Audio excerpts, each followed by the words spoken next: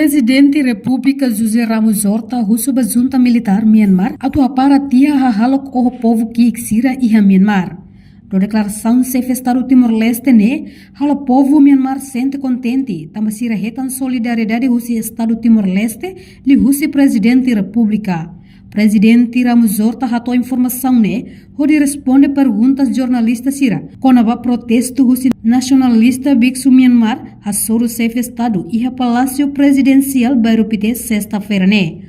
Horta hatete, situação nebe acontece iha Myanmar, ida ne acontece mos iha Timor-Leste. Também ne, Estado Timor-Leste foninia sentido solidariedade basira e povo Myanmar sente contente tebes. Chefe Estado República de Timor-Leste ne, usuba junta militar Myanmar, atua para tia hahalok o povo bebain iha Myanmar.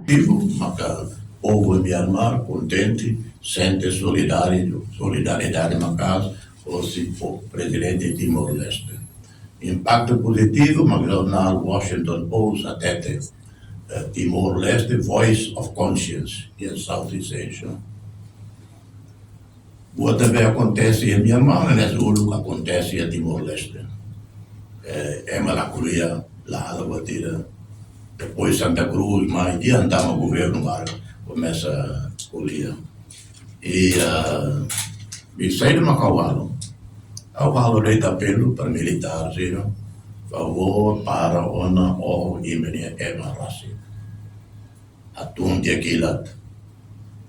E antes de acolhermos o buquilat, entrega a Diona, rende Diona, deserta, batalhões.